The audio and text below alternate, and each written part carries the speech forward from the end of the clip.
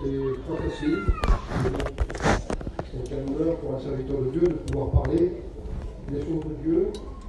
Ce matin, j'aimerais m'entretenir avec vous sur une pensée que le Seigneur m'a donnée. J'ai l'impression qu'il me l'a donnée. Je pense qu'il me l'a donnée. Et ce que je voudrais vous dire ce matin, ça concerne tout le monde, les femmes comme les hommes, les enfants, tout le monde est concerné. Les serviteurs de Dieu en première ligne, bien sûr. Et j'aimerais pour moi-même et vous, ce matin, être un sujet de bénédiction pour chacun d'entre nous. Je crois que le but, c'est la parole, c'est de bénir. Il n'y a pas un serviteur de Dieu qui ne prêche pas pour ne pas bénir. La parole de Dieu, c'est le sujet de la bénédiction. Et je regardais, donc, comme les frères aussi pourraient aussi faire la même déduction, je regardais les premiers chapitres du livre de la Genèse. Et en regardant ces chapitres, j'ai fait une chronologie dans mon esprit qui existe, même si vous le faites aussi, c'est pareil, ça sera la même chronologie. Pour arriver au chapitre 12, on a un monde qui s'est effondré. Vous le savez de toute façon. Et il y a quelqu'un qui est aux commandes de tout, c'est le Père. C'est le Dieu Tout-Puissant, le Père éternel. Il est aux commandes de tout. C'est-à-dire qu'ici, on ne voit rien, mais on sait que ce qu'on a ici, la parole, c'est justement l'inspiration pour diriger toute cette assemblée. La parole, l'esprit, la lettre, elle est complète. On ne peut pas rajouter. Qui c'est qui a envie de dire ah non, c'est mon idée à moi, non, si Dieu s'est trompé, il n'aurait pas dû faire comme ça. Ce matin, je pense qu'on est à l'unanimité d'accord sur tout ce qui est écrit. L'inspiration biblique n'est pas à toucher, on ne peut pas toucher, on ne peut pas retrancher, on ne peut pas rajouter. On a la parole de Dieu telle qu'elle est, et Dieu a veillé sur sa parole pour qu'elle soit ici présente dans cette assemblée ce matin. Depuis bientôt 6000 ans, Dieu veille sur sa parole. Et c'est pas fini. Si le Seigneur vient ce soir nous chercher, ce sera pour chacun d'entre nous une délivrance, mais peut-être encore combien resteront ici qui ne sont pas encore convertis, parce qu'on a aussi des amis dans cette convention, et aussi on a aussi des enfants dans cette convention qui ont besoin d'être touchés par la grâce de Dieu. Je regardais, premier chapitre, deuxième chapitre, vous savez très bien ce qui s'est passé. Il y a eu donc ce qu'il y a eu le péché qui a été consommé, le diable est venu. Parce que vous savez, quand le diable arrive, il veut diviser un foyer. Quand le diable arrive, il veut détruire un foyer. Quand le diable arrive, il veut détruire un ministère. Il est là pour ça. Il ne sait pas faire le bien, il fait que le mal. En lui, tout est ténèbres, et de toute façon, il veut la mort de chacun d'entre nous ici. Et nous bénissons Dieu parce que Dieu veille sur son œuvre et sur sa parole. Et nous avons vu très bien que Dieu, au travers la désobéissance du premier foyer, que Dieu a maintenu le cap pour redresser la barre et que le bateau puisse continuer à fonctionner. Nous le voyons de toute façon, même après tous ces chapitres où Dieu va vouloir détruire, et il s'est servi de Noé. En se servant de Noé, il n'y a que 8 personnes qui ont été sauvées, les autres, ils ont été submergés par les eaux du déluge. Et on passe un petit peu plus loin, on arrive à Nimrod, chapitre 10, chapitre 11, tous les peuples vont se disperser, il va y avoir encore une repopulation de la terre, et à un moment donné, Dieu maintenant, au chapitre 12, il va appeler un homme, et cet homme s'appelle Abraham. Il est le père de la foi. Et il n'a pas changé. C'est vrai qu'Abraham, dans sa vie de tous les jours, c'était un homme et il a eu besoin de Dieu pour sa marche. Et moi aussi, j'ai besoin de Dieu pour ma marche. Et nous avons tous besoin de Dieu pour notre marche. Quel que soit ce que nous devons développer sur la terre en tant que chrétiens, quelle que soit la dimension du ministère ou alors de la vie chrétienne, nous avons besoin de Dieu. Et au chapitre 12, Dieu va appeler un homme. Et le verset, il est devant moi, je vais vous le lire. l'Éternel dit à Abraham. Et ce qui m'intéresse, moi, c'est son nom, Abraham. J'ai regardé, et les serviteurs de Dieu ici le savent, que le livre de la Genèse, il est appelé, d'après les commentateurs hébreux de l'hébraïque, il est appelé le Bereshit. C'est la lettre B. Nous, dans notre connotation de l'alphabet, ça commence par A, B, C. Donc, comment se fait-il que la première lettre n'est pas mentionnée alors qu'on est à la deuxième lettre de l'alphabet hébreu? Et bien, lorsque nous regardons toutes ces choses-là, bien sûr, il faut consulter les dictionnaires hébraïques pour regarder ça, parce que moi je ne suis pas un hébreu, je ne parle pas hébreu, je suis un occidentaux, et j'étais perdu dans mon péché alors qu'Israël était déjà avec Dieu, et que nous sommes venus à la grâce de Dieu, et nous sommes aujourd'hui ici, et vous êtes aussi avec ici. On dit que tous les rabbins, ils savent que le livre de la Genèse, ça commence avec la deuxième lettre de l'alphabet hébreu. Le B. Et le Bereshit, si vous aimez mieux, est braqué sur l'humanité. Et quand vous regardez, par exemple, à ce moment-là, le nom d'Adam, il commence avec un A, et la lettre qui est devant le D, Adam, A, c'est le Aleph. Et le Aleph, c'est Dieu. Et le Bereshit, c'est Jésus. Les rabbins ne comprennent pas que ça commence avec le Bereshit. Alors qu'en définitif, Dieu est à la base de tout, et Dieu ne commence pas son livre avec lui, mais il le commence avec son Fils. Et quand nous regardons, pas les valeurs numériques, parce que ça ne nous intéresse pas, pour nous, bien que dans l'enseignement c'est intéressant, mais quand on regarde les valeurs numériques dans sa traduction, alors on découvre que le Aleph, c'est Dieu lui-même. Et quand nous regardons la deuxième lettre d'Abraham, c'est A, c'est Dieu, B, c'est l'homme, le Bereshit, Jésus. Et Abraham, qui vient relever les 10 chapitres, les 11 chapitres du livre de la Genèse, Dieu, parmi tous les hommes de l'époque, s'en choisit un. Il s'appelle Abraham, dont sa première lettre est dirigée par Dieu. Ça veut dire que les hommes qui sont appelés de Dieu et qui sont là au milieu de nous ce matin, ne parlons pas des femmes, parce que les femmes ont été appelées de Dieu pour se convertir comme nous sommes convertis. Et j'aimerais vous parler de la cellule familiale, j'aimerais vous parler d'un foyer. Et j'aimerais vous parler du foyer d'Abraham. Le foyer d'Abraham, ici il y a plein de foyers. Et Abraham, lui, dans son nom, il y a un A, c'est le Aleph. Dieu est présent dans sa vie, mais Dieu n'est pas sur la terre, il est au ciel. Mais Dieu veut créer avec Abraham la connexion. Ça veut dire que nous, aujourd'hui, on est exactement pareil. Jésus, nous ne le voyons pas, mais il est dans notre cœur. Dans le cœur d'Abraham, il y avait Dieu, mais il n'était pas présent. Et Dieu veut créer une connexion invisible. Je ne sais pas si vous ressentez des fois la présence de Dieu, ça vous arrive?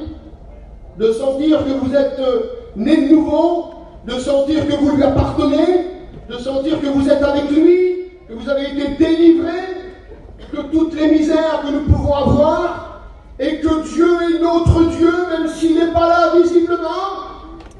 Oui ou non? Dieu est notre Dieu. Et il était le Dieu d'Abraham. Et il est éternellement toujours le Dieu d'Abraham. Et quand nous regardons le B, donc le Bereshit, A, le Aleph, Dieu éternel, et Dieu veut créer une connexion à Abraham, et il l'appelle Abraham. Et en appelant Abraham, le B veut dire la maison. Abraham est le représentant de la maison de Dieu sur la terre. Donc ça veut dire qu'il est en communion avec Dieu, Mais il a tellement donné à Abraham, il a tellement transformé sa vie, il a tellement fait des choses pour lui, qu'il devient lui-même la maison, et il devient le refuge, il devient le dirigeant, il devient la vision, il devient le ciel sur la terre. Abraham devient le ciel sur la terre.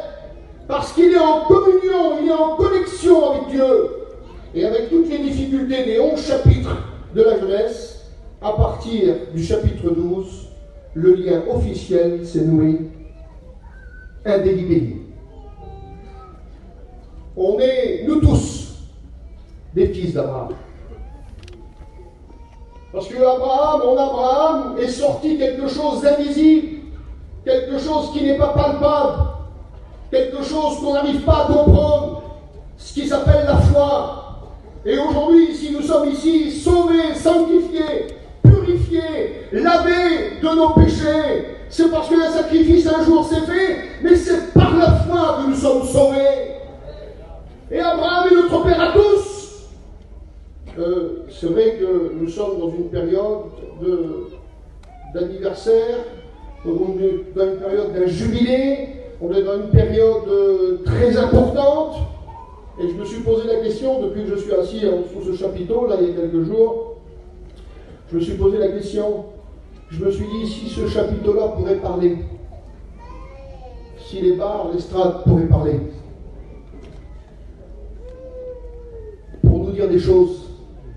On sait que le chapiteau ne peut pas parler, mais si ce chapiteau-là pourrait parler, toutes les bénédictions qu'il y a eu ici, depuis 41 ans, toutes les victoires qu'il y a eu ici, le chapiteau bleu, le chapiteau blanc, les choux, l'école biblique, tous ces anciens qui ont joué leur rôle, et toutes les anecdotes, toutes les bénédictions, toutes les choses cachées, visibles, les victoires, la bénédiction. Moi, je me fais, bien sûr, fier. C'est une fierté. Moi, je ne vais pas citer de nom ce matin, mais c'est une fierté quand même d'être chrétien et d'avoir connu les conducteurs. C'est une fierté. Je bénis le Seigneur pour tous les frères. Et puis ce soir, on va avoir un beau programme aussi avec des enfants et puis des frères de leur père qui ont été toujours dans l'œuvre de Dieu depuis 1954, 53, 55, 56, 57. J'ai téléphoné à Ptinin. J'ai dit, Ptinin, j'ai t'as combien de ministère? 59 ans. Moi, j'ai 59 ans. Et lui, il a 59 ans de ministère. Donc ça veut dire que c'est énorme. C'est énorme. Donc on est devant une mission où Dieu a créé des pères. Et les pères ont engendré des enfants. Et nous, aujourd'hui, le cycle continue toujours, jusqu'à ce que le Seigneur revienne. Est-ce que vous croyez que Jésus revient? Eh bien oui, Jésus revient. Mais il faut encore sauver nos enfants. Il faut encore sauver l'humanité. Il faut encore sauver autour de nous, dans les places désignées, partout. Même s'il faut faire des réunions dans les campings pour la mère et puis pour le père, il faut faire une réunion dans le camping de cuisine. Je le dis, et là je ne veux pas jalouser, mais je le dis aussi pour encourager. Et il n'y a pas de compétition dans l'œuvre de Dieu. Mais j'ai une église dans mon cœur exemplaire. C'est l'église de Tours. Qui, elle, l'église de Tours, elle a plusieurs caravanes. Et elle tourne partout. Dans tous les terrains désignés, il y a des réunions partout. Je le dis sans me gêner, mais je le dis avec douceur, parce que je ne veux pas faire du mal à personne. Et des fois, pour certains pasteurs, on n'a même pas le droit de faire une réunion avec des inconvertis.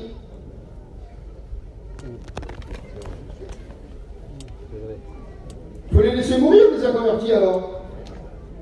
Alors que je sais que ça peut changer, les frères peuvent comprendre, il y en a qui ne comprennent pas, il y en a qui comprennent. Et puis après, il y a des anciens qui donnent des petits conseils, et puis ils comprennent. Cette église-là fait, par un moment donné, j'avais écouté, moi, entre 26 et 27 réunions par semaine. Vous imaginez un peu? L'église, elle a changé 3 fois de figure. Elle était toute petite, je me rappelle à l'époque, moi. Après, on avait été la dernière, c'est dans la petite rue avec les frères de la direction. J'ai pu retourner à Tours depuis, mais bon, j'ai passé à Tours pour aller ailleurs.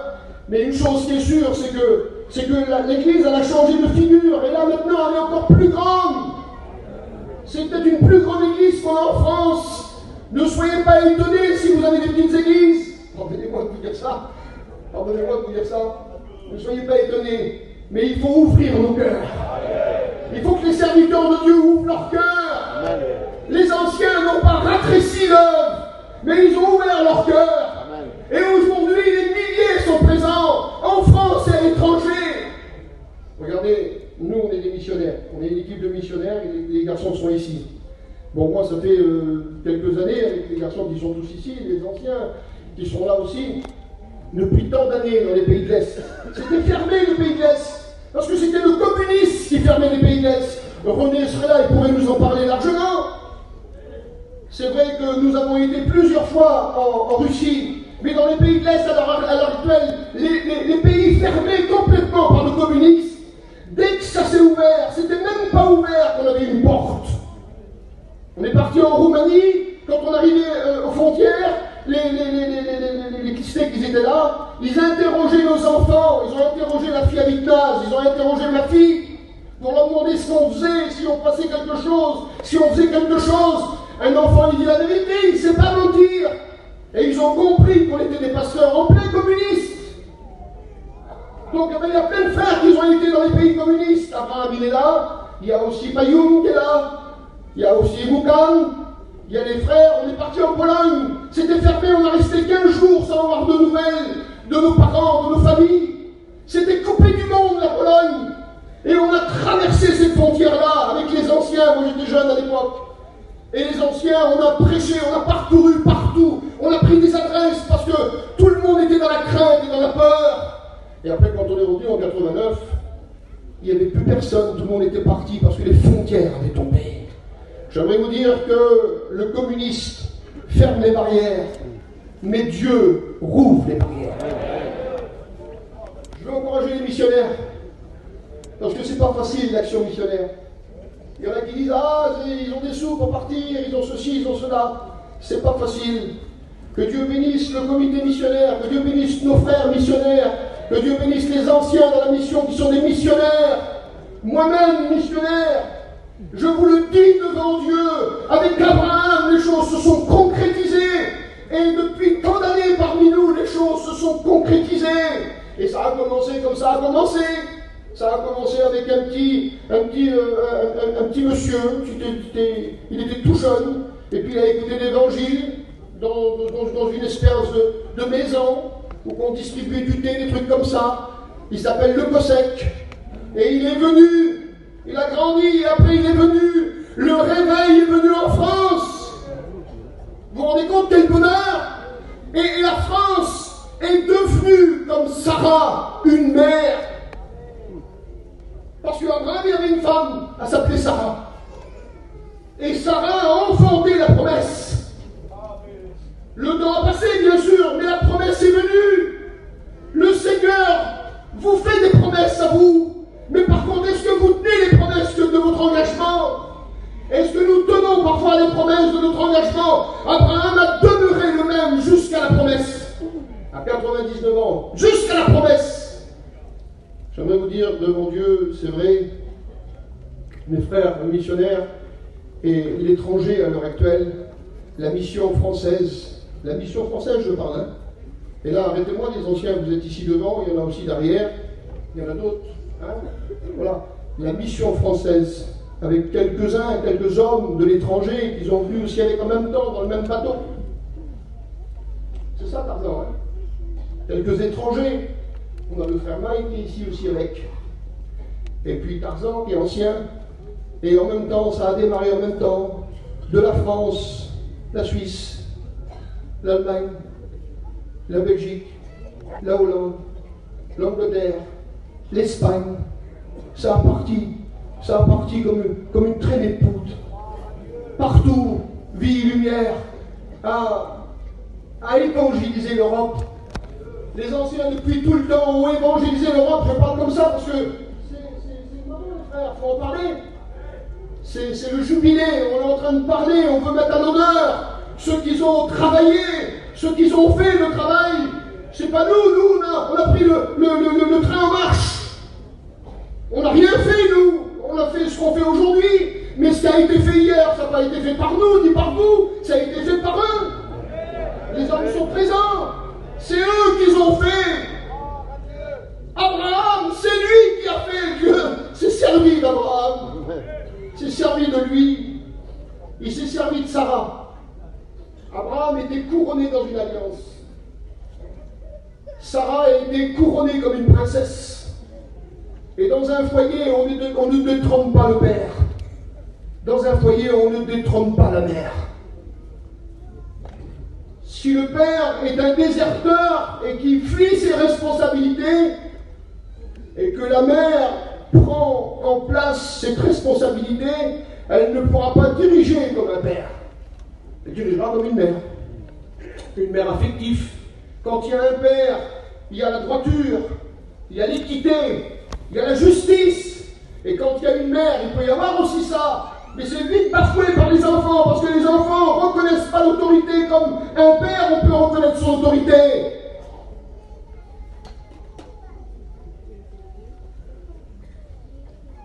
L'autorité d'Abraham n'est pas discutable. L'autorité d'un père dans un foyer n'est pas non plus discutable. Je prends Tarzan comme exemple. Tarzan, il a plein d'enfants.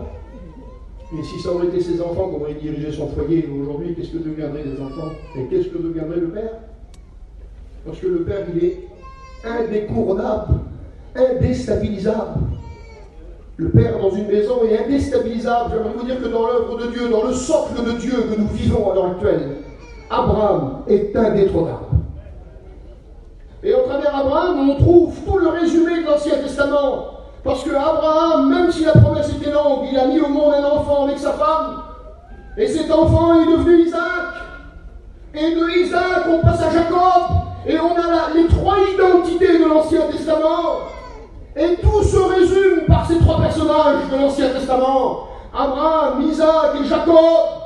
À un moment donné, on peut dire qu'aujourd'hui, dans le Nouveau Testament, lorsqu'on fait un baptême, on dit au nom du Père, du Fils et du Saint-Esprit. Dans l'Ancien Testament, on rappelait le nom de ces hommes pour montrer l'autorité qu'ils étaient. Et dans le baptême, nous montrons qu'au nom du Père, c'est l'autorité, au nom du Fils, c'est le Sauveur, et l'Esprit, c'est l'Esprit qui investit les hommes.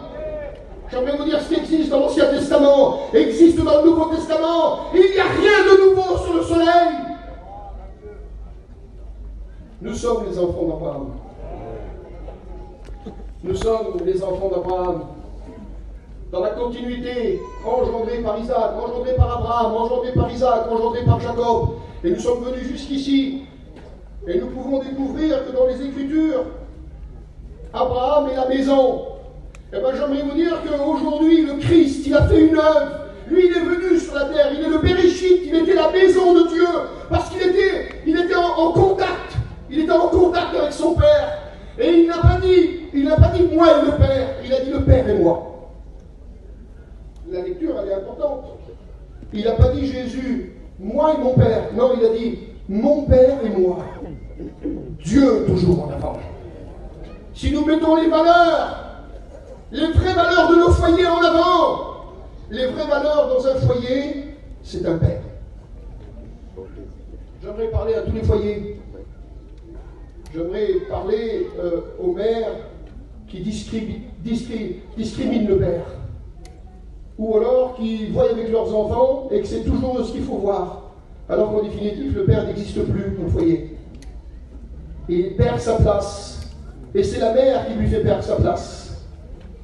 Et les enfants, parfois, ils n'écoutent pas non plus la mère et ni le père. C'est des anarchistes. Ils vivent tout seuls. Ils n'ont pas de fondement d'éducation.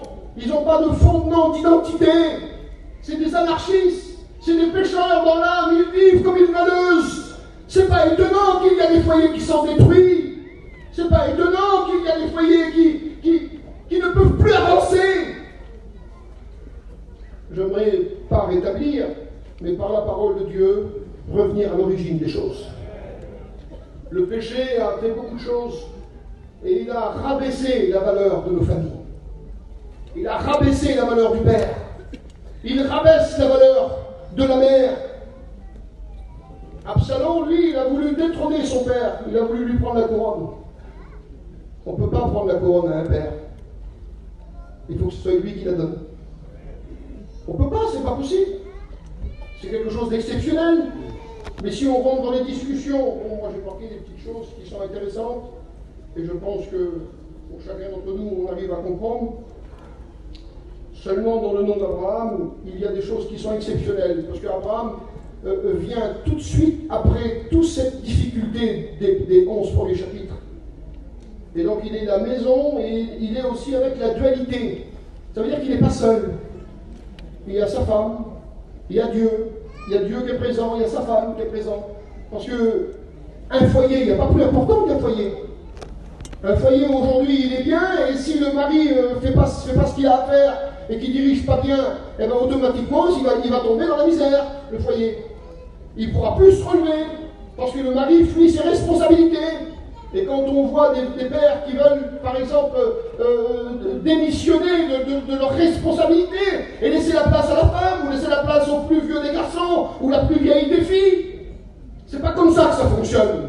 La Bible nous montre pour que ça marche, il faut que le père soit honoré. Pour que ça marche, il faut que la mère soit honorée. Un jour, je parlais avec une jeune fille qui était donc chrétienne, baptisée du Saint-Esprit, et elle m'expliquait ses angoisses incompréhensibles. Elle m'expliquait ses frayeurs incompréhensibles. On était là avec deux frères en train de parler avec elle, et elle disait, c'est pas possible, je suis baptisé du Saint-Esprit, je suis baptisé du baptême d'eau, je suis baptisé du Saint-Esprit, né de nouveau, baptisé du Saint-Esprit, et je sens que je suis comme pas une chrétienne, c'est quelque chose qui ne va pas. Et moi, je n'ai pas cherché à comprendre, avec les garçons qui étaient là, on a dit, t'es comment avec ta mère? Chien et chat. Mais elle dit ça comme ça, elle n'a pas fait attention. Chien et chat avec ma mère, et avec ton père, alors ça ne vaut même pas la peine là, c'est catastrophique. Et tu dis que tu ne sais pas d'où ça vient? Ah oui. Au coucou. On ne peut pas faire n'importe quoi. Vous ne pouvez pas vivre comme vous voulez. Il faut honorer ton père et honorer ta mère. Et la Bible déclare, c'est une promesse, si tu veux vivre des jours heureux, c'est ça qu'il faut faire. Moi j'ai toujours, bon voilà, je ne suis pas un spécialiste de ça, mais j'ai toujours respecté donc les anciens et aussi aimé. Et je le dis devant Dieu sans me gêner, ici, je n'ai pas eu de dispute, moi, avec aucun ancien qui sont ici. Au contraire, moi, je fais ce qu'il y a à faire, je ne suis pas un spécialiste, mais je n'ai pas de dispute, moi, avec les anciens, parce que c'est des anciens. Et même si c'est des jeunes, je n'ai pas non plus de dispute. Ce qui compte, ce qui m'intéresse, c'est d'honorer les anciens. Pourquoi ça ne vous fait pas plaisir, vous, quand vous voyez un ancien, puis vous lui donnez une chaise, et même si vous n'en avez pas, j'ai vu qu'il y a plein de frères qui l'ont fait, ça ici, là, ça se fait. Il y a des hommes qui ont encore les bons gestes, les bonnes manières, les bonnes choses. Je crois que devant Dieu, nous ne pouvons pas faire autre chose. Nous ne pouvons pas, mes enfants à moi ne peuvent pas m'enlever la couronne qui est sur ma tête. Essayez de comprendre.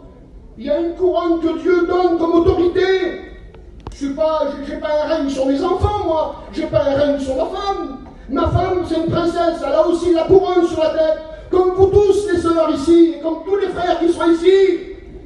Et les enfants veulent bafouer, écraser ces choses-là. Et puis parfois, il y a des maris qui baissent les bras parce qu'ils n'ont plus de force. La femme se met contre eux, elle est avec ses enfants. Je vous en supplie, revenons à la vraie source de la volonté de Dieu. Après avoir parlé un petit peu avec cette jeune fille, et on lui a dit c'était quoi son problème, elle a commencé à pleurer. Elle a senti un fardeau qui est parti d'elle. La joie est revenue. Ça veut dire que quand on fait quelque chose qui ne va pas envers nos parents, on est obligé de se sentir mal. Et ça, c'est une grande vérité devant Dieu. Ici, dans le monde d'Abraham, il y a l'unité, connectée avec le divin. Ça veut dire qu'Abraham, lui, était connecté avec le divin. Connecté, ça veut dire en communion avec le divin. Et Abraham, il est la représentation parce que le B, le Bereshit, comme le livre de la jeunesse, c'est la maison. Ça veut dire que s'il n'y a pas de maison, tu dors dehors. Mais là, c'est une maison, il y a un enclos, il y a quelque chose. Dieu nous a donné une maison. Dieu nous a donné un enclos. Dieu a donné les choses. Il était une garantie. Quand il y a l'orage, une maison, c'est une garantie. Quand il y a la pluie, c'est une garantie. J'aimerais vous dire qu'un père, c'est une garantie. Une mère, c'est une garantie. Quand un enfant tombe et qui se fait mal, la mère est la garantie. Qui a ici, dans la douleur que l'enfant peut se faire, s'il y a la mère ou s'il y a le père, c'est une garantie, la mère ou le père, peu importe. Mais où il va aller, c'est une garantie. La troisième lettre de son nom, dans le terme hébreu, c'est le mot tête, la tête. Le père est la direction du foyer. J'aimerais vous dire que l'œuvre de Dieu, ce n'est pas les femmes qui la dirigent. C'est donné aux hommes. Et là, je ne fais pas le macho ce matin. Je vais vous parler comme ça, c'est dans mon cœur. Je ne suis pas là en disant que je suis meilleur que tous.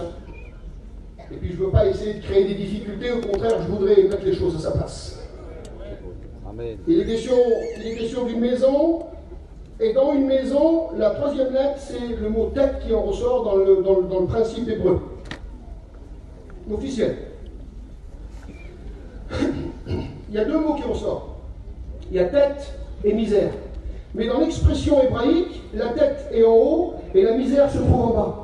Dans une lettre, vous vous rendez compte de quelle richesse qu'il peut y avoir dans la lettre là? Dans la lettre R, dans la lettre A, dans la lettre R, Abraham, dans la lettre R, il y a le mot tête qui vient en liste de tête dans la traduction hébraïque, et on a le mot misère. Ça veut dire qu'on est le dirigeant, mais il y a la misère. Et la misère de ce monde fait que nous pouvons être contaminés. Mais à partir du moment où que nous sommes connectés avec le divin, et que nous sommes la maison, et que la maison est habitée par le divin, alors la tête peut s'en sortir, même si le monde c'est la misère. Essayez de comprendre. Après, on a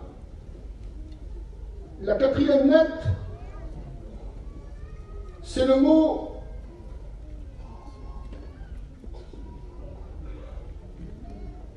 élevé. Ça veut dire que quand on a par exemple un serviteur de Dieu ou un homme tout court qui appartient à Dieu, ou quelqu'un qui n'appartient pas à Dieu, j'aimerais vous dire que pour les foyers qui ne sont pas chrétiens ce matin, ça ne change pas, hein. C'est toujours l'homme qui dirige son foyer. Et la femme aussi, en communion, une bonne harmonie. Et bien là, ici, on a dans la troisième lettre du nom d'Abraham, vous voyez les grandes valeurs que Dieu donne à Abraham? C'est le mot élevé. Abraham, ce n'était pas un homme qui était à terre, c'était un homme qui était élevé. Sa tête était élevée. Il était debout. Il n'était pas dans la misère. Et la quatrième lettre du mot Abraham, c'est intéressant, c'est pour vous dire que le nom est prophétique et chaque lettre sont prophétiques. Et la quatrième lettre, c'est celle-ci, et je termine avec ça, c'est source. Eau. C'est source et c'est l'eau. Et c'est le mot Messie qui en ressort. Ça veut dire que dans la quatrième lettre d'Abraham, le mot Messie se trouve dans Abraham. Et le mot Messie est dans la prononciation de la quatrième lettre, c'est source, eau, Messie. Ça veut dire que tous ceux qui sont nés de nouveau ici, vous le savez, Jésus est avec nous. Le Messie, dans l'Ancien Testament, c'était le Messie à venir. Mais le Messie est avec nous, et nous vivons avec lui, et nous marchons avec lui. Ici, si nous voulons tuer la notion de Père dans sa propre nature, le texte dit, mais je le dis avec douceur, nous sommes devenus fous. C'est énorme.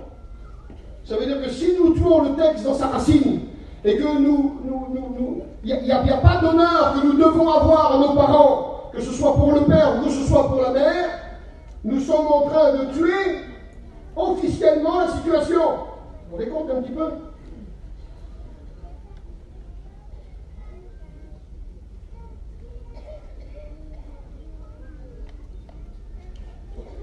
Le nom d'Abraham va changer.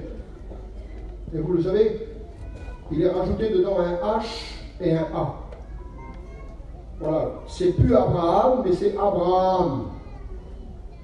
Et Abraham, au départ, il y a toute la communion connectée avec Dieu, mais après Abraham devient le père d'une multitude. Ça veut dire les pasteurs, les chrétiens, ça veut dire qu'aujourd'hui, c'est pas seulement pour votre foyer à vous. Ce qu'on dit là, c'est pour tout le monde. C'est pour tous les autres. Ça veut dire que ça nous pousse à une dimension supérieure. Si Abraham, son nom va changer parce qu'il dit maintenant tu deviendras le père d'une multitude, alors si son nom va changer, ça veut dire que nous aussi, avec dans la progression, parce qu'on n'est plus à l'époque d'Abraham, on est maintenant aujourd'hui, et maintenant nous sommes devenus particulièrement remplis à des bords.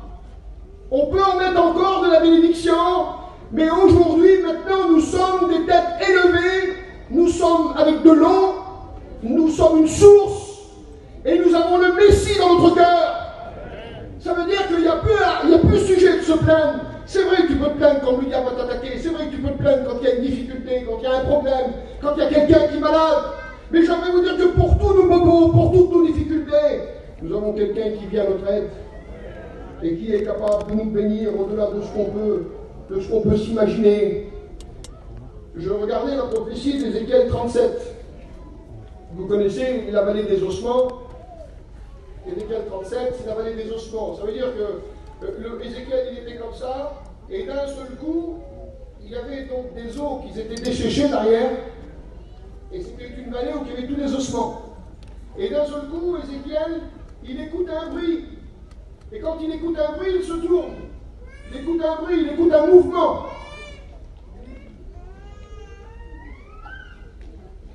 Il écoute un bruit, il écoute un mouvement. Et à partir de là, Ézéchiel est intrigué. Qu'est-ce qu'il fait? Il se tourne. Et quand il se tourne, il voit les os se rapprocher. Ensemble. Se reconnecter ensemble. Il voit aussi avec les nerfs, la peau. Il voit tout. Et cette prophétie-là, Israël aurait dû l'accomplir. Mais c'est une prophétie qui va s'accomplir officiellement dans le millénium. La réunification d'Israël. Parce qu'avant le millénium, c'est la douleur des 3 ans et demi. Mais ici, avec tous les autres qui se mettent ensemble, le seul personnage qui a pu représenter ce squelette qui se reformait, avec les os, avec la peau, avec les nerfs, et lui manquait l'esprit en lui, le seul personnage qui l'a représenté, parce que les os se sont rassemblés ensemble, et ils ont formé un peuple. Le seul qui l'a représenté, c'est Jésus à la croix. Amen. Parce que Christ, quand il est mort à la croix, il est mort avec son corps, et il a réunifié Israël qui avait péché. Il a réunifié, il a représenté Israël à Dieu, parce qu'Israël était coupable, Israël était méchante, Israël était capricieuse, avec tous les défauts. Et quand il est venu le moment où Christ est venu, dans cette période-là, environ à peu près, en l'an 63, l'Empire romain va assiéger, mais quand le Messie est venu au monde, Jésus est venu au monde, Israël était dans la décadence, le peuple était assiégé par les armées romaines. C'était la peur, c'était la confusion, c'était la misère. Et bien, Christ, là, il n'y avait plus moyen de pouvoir s'en sortir. Et pourtant, le Seigneur a prêché, il a parlé des béatitudes, il a parlé de Matthieu chapitre 13, il a parlé de tout. Il a aidé même dans les secteurs où il y avait des prophéties, où il devait y avoir une évangélisation, Nephtali et Zabulon, dans lequel les prophètes ne se sont pas souciés. Jésus, ça a été son champ de manœuvre. Il a été vers les plus déshérités, où la prophétie prévoyait quelque chose et que les prophètes n'ont pas écouté. J'aimerais vous dire que Christ pense à tout le monde. Et ce matin, il n'y a personne qui a oublié. Et quand Christ est mort à la croix, il a réunifié devant Dieu. Il a réunifié Israël. Il est mort en croix. Et en mourant en croix, ses os, sa chair, et en plus l'esprit, parce que Jésus à son baptême a été baptisé du Saint-Esprit. Il a reçu l'esprit. Et quand il était à la croix, il était complet. La réunification d'Israël, Ézéchiel 37, les ossements, la vallée des ossements. Christ a présenté à Dieu sa vie, mais en présentant à Dieu, il a présenté le passé, et maintenant il présente l'avenir. Et l'avenir, c'est nous, aujourd'hui. Nous, les Européens, les sans Dieu, les sans espérance, nous sommes rentrés dans le plan de Dieu. On est rentrés dans le plan de Dieu, vous vous rendez compte? Les serviteurs de Dieu qui sont ici, les étudiants qui sont ici, les femmes d'étudiants, et même ceux qui sont là, et qui auraient des désirs, peu importe, on ne pousse pas les hommes à servir, mais on ne peut pas les empêcher. C'est ça, par exemple. Le désir ne doit pas être freiné par nous. Si quelqu'un veut se lever et puis qu'il est embarrassé par la puissance des ténèbres et qu'il n'arrive pas à percevoir, il y a des anciens dans les girons de cet homme-là qui vont l'encourager, qui vont l'aider, qui vont lui montrer. On nous a montré, on est là pour vous montrer. Mais j'aimerais vous dire devant Dieu, je ne pousse pas ce matin à l'appel parce qu'on a beaucoup de... On a trop d'étudiants à l'école publique. Mais bon, le diapason du verset et nous, ce qu'on voit, c'est tout à fait différent. Parce que le verset, lui, il n'y a pas de quota. Tandis que nous, on est obligé, on est restreint. On est restreint à l'école publique, il n'y a pas beaucoup de place. Et ça fait aussi avec de l'encombrement, tout ça. Mais j'aimerais vous dire qu'aujourd'hui, on est concerné dans l'œuvre de Dieu. On n'est pas rejeté. On est à la page du jour. Et quand on regarde, par exemple, Ézéchiel 37 au niveau de la vallée des ossements, je vais arrêter et je vous dis les derniers mots. Moi, j'ai regardé Ézéchiel 47. Ézéchiel 37, la vallée des ossements, l'accomplissement en Christ à la croix, il a réunifié tous ces ossements en son corps. Il est le représentant du passé, il est le représentant du présent et de l'avenir. Parce qu'il est la maison, la tête, il est élevé, il est la lettre muette, le texte dit. La 5e lettre, la 4e lettre dit qu'il est la lettre muette. Et en plus de ça, il est la source, il est l'eau et il est le Messie. Ça veut dire qu'en Abraham, il y a tout ça. C'était réservé pour Abraham, ça, mais c'est la prophétie du prolongement du ministère. Que Christ va venir, il vient dans cette lignée-là. Bien sûr, la supériorité du Christ n'a rien à voir avec celle d'Abraham, mais le Christ n'a jamais voulu rabaisser Abraham. Au contraire, il en a parlé. Il l'a mis à son piédestal que Dieu l'avait placé et il n'a jamais rabaissé Abraham. Mais le Christ, c'est notre sauveur. Il est supérieur en tout. Les conversations cachées, il les connaît. Les conversations suspicieuses, il est capable de les arranger. Les difficultés dans le foyer, il est capable de l'arranger. J'aimerais quand même dire ça, entre parenthèses, si le mari est le roi du foyer et qu'il est indétrônable, il ne doit pas aussi se servir de son autorité pour faire du mal à sa femme. Parce que son autorité peut être discutée parfois. Et ça, c'est important. Quand on est un homme de la trempe d'Abraham, on regarde tous ceux qui sont dans notre giron pour que les choses se passent. Que si nous, on doit progresser, il faut qu'on fasse progresser en même temps avec nous tous ceux qui veulent progresser. Et même ceux qui veulent progresser et qui ne le voient pas, on est là pour voir ceux qui veulent avancer et ceux qui veulent se perdre. Et j'aimerais vous dire, pour ceux qui veulent se perdre, ne restez pas ce matin éloignés de la maison de Dieu, mais venez. Et là, j'ai été intéressé par une prophétie que j'ai écoutée dans un des chapiteaux. Et cette prophétie-là, ce soir-là, c'était Caleb qui prêchait. Et dans cette prophétie qui avait été annoncée, j'ai été interpellé. Ça m'a fait du bien. Cette prophétie disait « Écoute mon peuple, où sont les volontaires ?» La prophétie disait « Où sont les volontaires ?» Donc il ne veut pas que tu sois rabaissé. Mais s'il y a en toi, il y a du bon sens pour Dieu et que tu sens qu'il y a quelque chose pour Dieu, tu es une femme et puis tu veux avancer plus, tu veux faire quelque chose pour Dieu, tu es un homme et tu veux faire plus, tu veux travailler, tu veux balayer, tu veux faire quelque chose.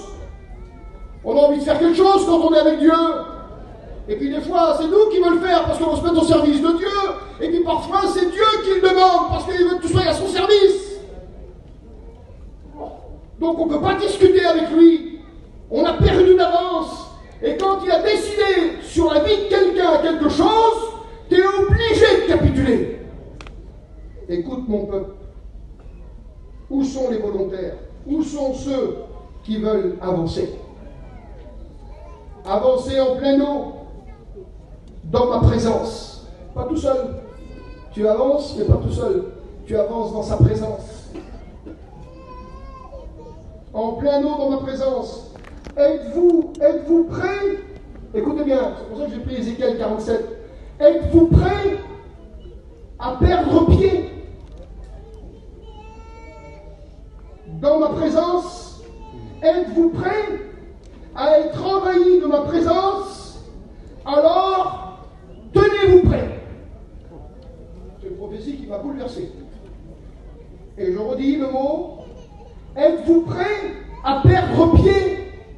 Alors, en prenant Ézéchiel 37, j'ai compris quelque chose. C'est que Ézéchiel, lui, il a rentré dans l'eau à un moment donné, et il a rentré les genoux, la taille, ici, et après, à un moment donné, il avait plus pied, et il était en train de nager. Nager dans la bénédiction. Il y a des retenues, il y a des peurs, il y a des craintes. L'œuvre de Dieu, c'est la mienne, mais c'est aussi la tienne. Et j'aimerais engager les foyers dans cette crainte qu'on peut avoir pour avancer. Et Ézéchiel, lui, par un moment donné, vous savez, quand il dit dans la prophétie, et surtout dans le texte d'Ézéchiel 47, il dit ceci, êtes-vous prêts à perdre pied? Ça veut dire quoi, perdre pied? Moi, je l'ai compris comme ça. Perdre pied, ça veut dire que tu peux être dans l'eau, vous m'écoutez toujours là? Tu peux être dans l'eau, tu peux avancer, mais tu as toujours pied. Tu peux faire ça avec les mains, mais tu as toujours pied. D'accord? Et après, il y en a que quand ils ont plus pied, ils ont peur, ils retournent en arrière. Ça, c'est ceux qui ne sont pas prêts à s'engager. Mais quand tu commences à nager, et que tu n'as plus de pied, que ton pied n'est plus connecté avec la terre, parce que quand le pied est connecté avec la terre, c'est mon travail, c'est ma maison, c'est les rideaux, pour les femmes, c'est les rideaux, c'est mes habits, c'est mon parfum, c'est ma mode, c'est mes chaussures, c'est ma garde-robe, c'est nos parents, c'est un tel, c'est un tel. Es-tu prêt à perdre pied? Es-tu prêt à perdre pied? Le Seigneur veut que tu perdes pied. Amen. Que quand tu es sur la terre encore, même si tu es dans l'eau, tu peux nager avec mon chrétien, avec mon pasteur, mais il n'a pas perdu pied parce qu'il est encore attaché à la terre. Es-tu prêt à perdre pied?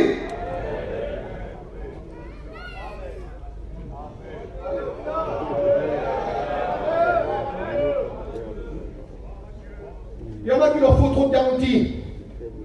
Alors Dieu n'est pas Dieu. Parce que Dieu peut enlever les garanties et mettre sa présence. Parce que ce qui compte pour faire l'œuvre de Dieu, ce n'est pas les garanties, c'est sa présence. Et cette eau est le symbole de la parole. La parole, elle est là. Et tout ce que tu reçois vient de ça. Par son esprit, c'est rivé en toi. Et la parole, c'est la vérité. Est-ce que vous croyez que la parole, c'est la vérité? C'est la vérité, la parole. C'est la vérité. La parole est la vérité.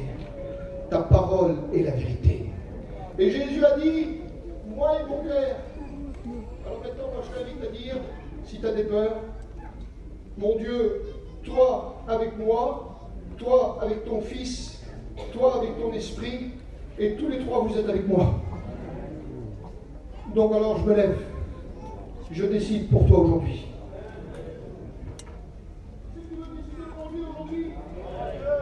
Il y aurait peut-être quelqu'un qui serait d'accord de décider pour lui. Il y a des gens qui se lèvent. Qui c'est qui veut décider pour lui aujourd'hui? Est-ce que tu es prêt à perdre pied dans la consécration de ton ministère pour aller plus loin et ne pas être mécanique dans le message, mais être rempli d'esprit? Parce qu'un message qui n'est pas rempli d'esprit, il a son efficacité, mais il faut que les prêcheurs soient remplis d'esprit. Aide-moi, Seigneur. Merci, Père. La parole est suffisante, mais l'esprit a accompagné Jésus partout où il allait. Partout où il allait. Il nous faut les hommes d'esprit. La lettre, c'est la bénédiction complète. Mais il faut que le peuple sente que nous sommes des hommes d'esprit, qu'on est intéressés, qu'on aime le Seigneur et qu'on veut se détacher. Il faut que nos pieds... Moi, je veux nager en plein eau. Je veux que mon pied touche la terre. J'en ai marre qu'elle touche la terre. Que ce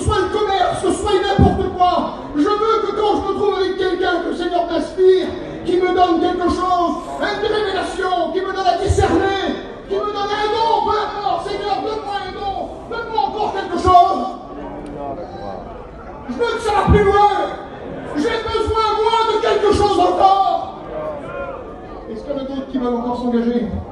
Je vois encore des autres qui se lèvent là-bas. Alors peut-être que ceux qui ne veulent pas s'engager, c'est des inconvertis, on les respecte. Mais je ne vois pas que c'est des inconvertis, moi c'est tous les chrétiens. Il y a des chrétiens qui ne veulent pas s'engager. Que son nom soit béni. On va demander à David de venir ici et de prier le Seigneur. Que son nom soit béni.